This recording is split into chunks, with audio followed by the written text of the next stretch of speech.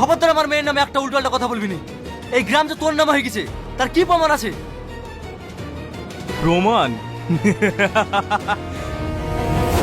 এই দেখ প্রমাণ।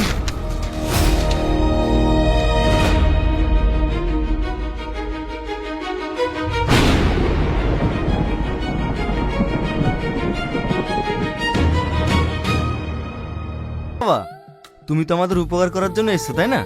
আজ থেকে তুমি আমাদের বাড়িতেই থাকবা। চলো।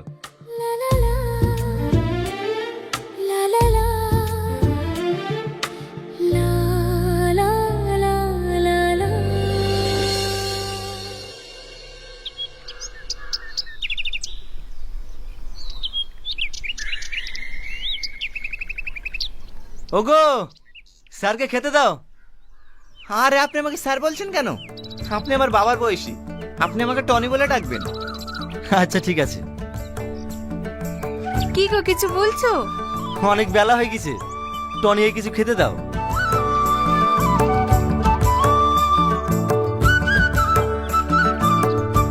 বাপ তুমি এখানে বসো, আমি তোমার লেগে খাবার নিয়ে আসি।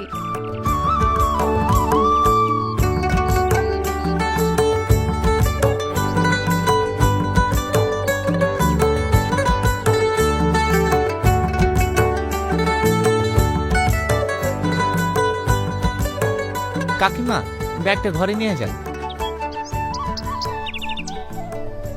বুড়ি, মাছের বাটিটা নিয়ে আয় তো।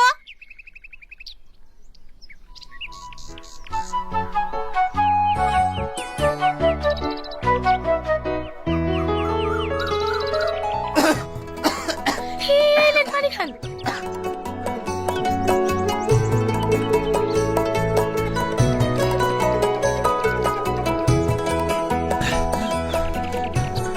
তুমি তুমি এ বাড়িতে? এইটা আমাদের বাড়ি। ও, বলছি আমাকে ক্ষমা করে দিয়েন। কিসের ক্ষমা? ওই এই সকালে আপনার সাথে যে খারাপ ব্যবহারটা করেছি, এতে আমার খুব খারাপ লাগছে, তার লেগি। অবশ্যই ক্ষমা করব। তার আগে বলো, তুমি আমাকে যে জলটা খাওয়ালে, এই জলটা কোথাকার? কেন ঘাটের পানি? খেতে কি আপনার কোনো অসুবিধা হয়েছে নাকি? না না, অসুবিধা হবে কেন? ঠিক আছে। বুড়ি, বুড়ি। মা ডাকছে, আসছি।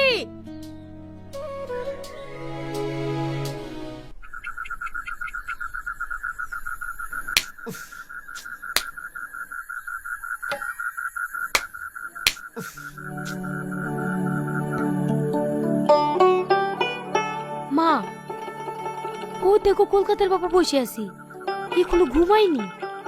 ওরা সব ঠান্ডা ঘরে ঘুমায়, আমাদের এই ঘরে ঘুম আসে? মা, তালের পাখার ঠান্ডা হাওয়া বাবুকে দেখলে হয় না? তুই ঠিকই বলিস বুড়ি, বেচারা গরমে কষ্ট পাচ্ছে। যা পাখাটা দিয়ে গা।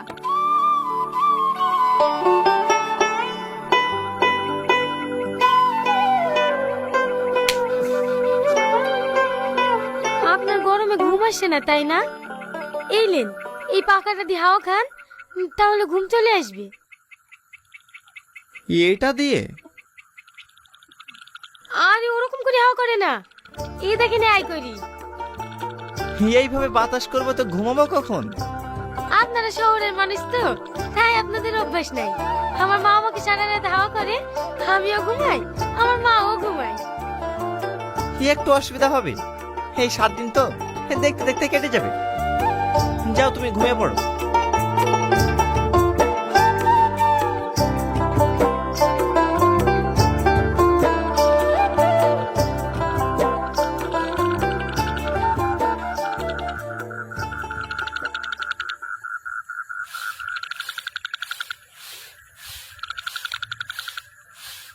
কাকি, আপনাদের টয়লেটটা কোন দিকে? ও কি মধু, আরে পায়খানাটা কোন দিকে? ওইসব আমাদের নাই বাপ, আমরা সব ঘাটের ধারে যাই। এই দেখো বদনাটা নাও, ঘাটের ধারে চলে যাও। কাকি, ঘাটের ধারে আবার কোন দিকে? পথ পানে যাও, দেখো সব ঘাটের ধারে যাচ্ছে।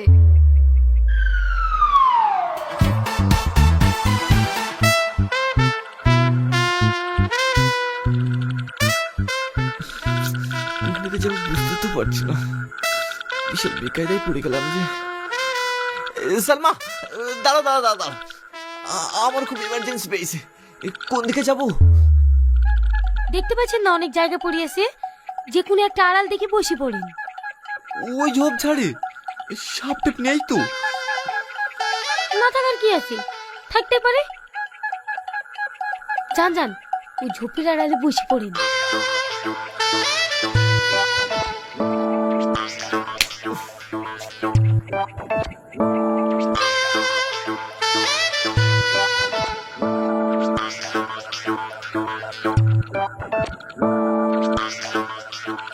এই সামনে কোথায় বসতেছিস? যা সজ্জা। সেদিকে এলো, বসবো কোথায়?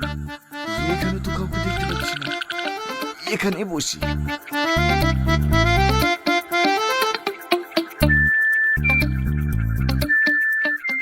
কে রে শালা, আমার রাইফেল হ্যাক করছি, শহরে কিনতে কি?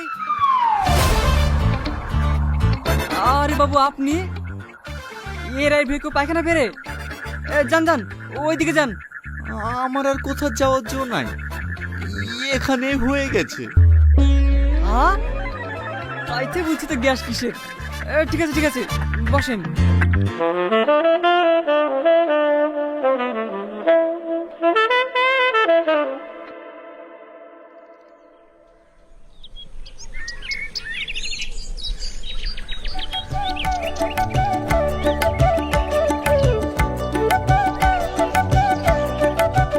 দেন, আমাকে দেন।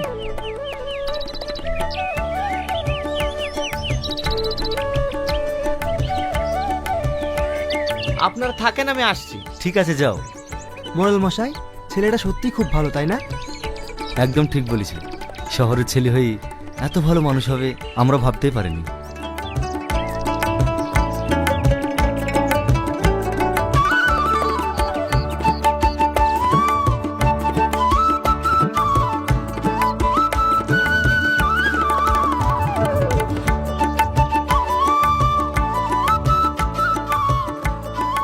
বাবা অনেক দিন বেঁচে থেকো, দুধে ভাতে খেও।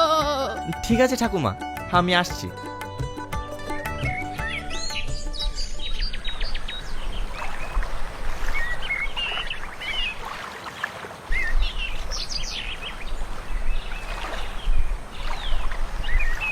আপনি আবার ঘাটে কার জন্য পানি নিতে এসেছেন? ওই শাহিদা কাকির জন্য, বয়স্ক মানুষ তো, জল নিয়ে যেতে খুব কষ্ট হয়, তাই আমি আসলাম। আপনি কত ভালো মানুষ, গ্রামের সব মানুষের উপকার করেন। তুমি ঠিকই বলিছ, টনি যে শহরের ছেলে এটা বোঝাই যায় না। আরে না না, মানুষ এই মানুষকে ভালোবাসবো, এটাই তো মানুষের ধর্ম। তোমার হয়ে যায়নি সালমা? চলো।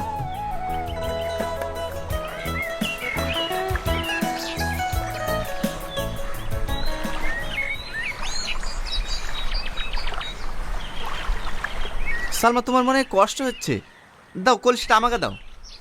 না না, আমার কষ্ট হচ্ছে না, আপনারই অভ্যাস নাই। আমাকে দিন, আমি নিয়ে যাচ্ছি। আরে না না, ঠিক আছে ঠিক আছে, চলো। আচ্ছা, এই গ্রামে আপনি আর কদিন থাকবেন? আর 4 দিনের মধ্যে চলে যাব। 4 দিনের মধ্যে চলে যাবেন? আপনি যেভাবে গ্রামের মানুষের সাথে মিশে গিয়েছেন, আপনি চলে গেলে গ্রামের মানুষের সবার কষ্ট হবে। তাই বুঝি? শুধু গ্রামের লোকেরই কষ্ট হবে, তোমার কষ্ট হবে না বুঝি? হ্যাঁ, আমারও হবে। তাই নাকি? তাহলে এই গ্রামে বিয়ে করে থেকে যাই, তাহলে তোমার আর কষ্ট হবে না। কি আপনিও না? আরে না না, মজা করলাম।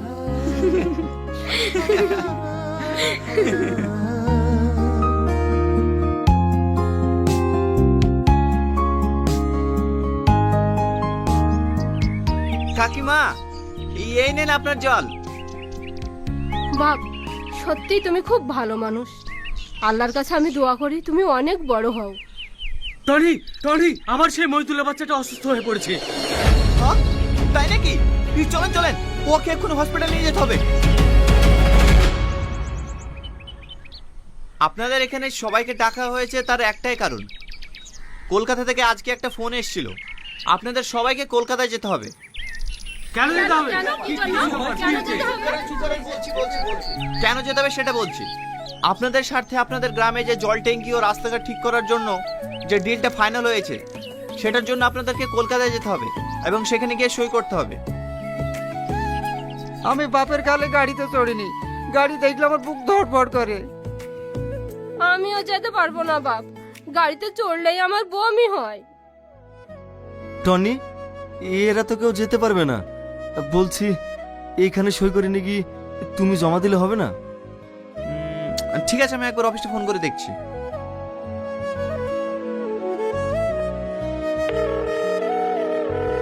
Hello sir. স্যার এরা গ্রামের মানুষ তো কলকাতায় যেতে পারবে না বলছে স্যার সইটাই এখানে করে নিলে হবে না? Thank you sir. Okay sir. হ্যাঁ স্যার বললে হবে। আপনারা সবাই একে একে এসে এখানে সই করে দিয়ে যান। সই করলে কোনো অসুবিধা হবে না তো? এই, তোকে সই করতে বলছো, সই কর। আমি সই করতে পারবো না, আমি টিপ দিতে পারবো। কোনো অসুবিধা নেই, এইখানে টিপ দেন।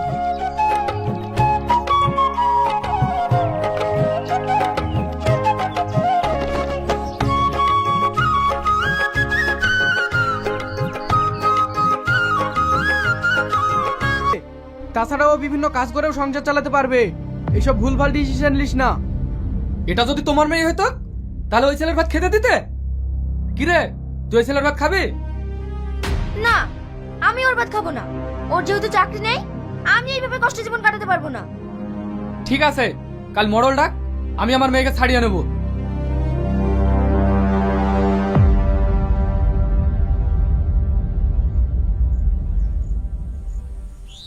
দেখো রিয়াজ, আমরা সবাই মিলে একত্রিত হয়েছি, তার প্রধান কারণই হচ্ছে তোমার বউ আর তোমার সাথে থাকতে চায় না।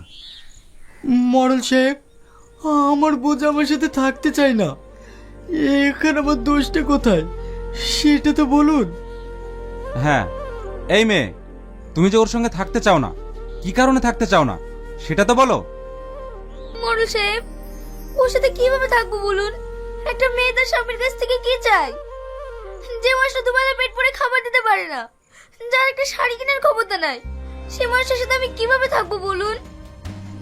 পল্লবী, আমি তোমাকে দুবেলা খেতে দিতে পারিনি, আমি তোমাকে জামা কাপড় কিনে দিতে পারিনি, সে তুমি এত বড় মিথ্যে কথা বলতে পারলে? চুপ করে গেলি কেন? তোকে যে কি কারণে মারধর করে সেটা তো সবার সামনে বল। হ্যাঁ মোড়ল সাহেব, ও রোজ রাতে মদ গিয়ে এসে আমাকে মারধর করে, নোংরা ভাষায় গালিগালাজ করে। তাহলে আপনারাই বলুন, আমি ওই বাড়িতে কিভাবে থাকবো?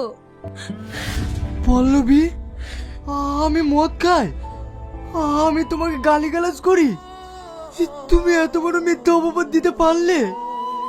আজ আমার চাকরিটা নেই বলে আমি তোমাদের কারো কাছে মানুষ না। দেখো, আমি রিয়াজকে খুব ছোট থেকে চিনি, ও মদ গাঁজা কিছুই খায় না, তুমি খালি খালি মিথ্যা কথা বলছো কেন?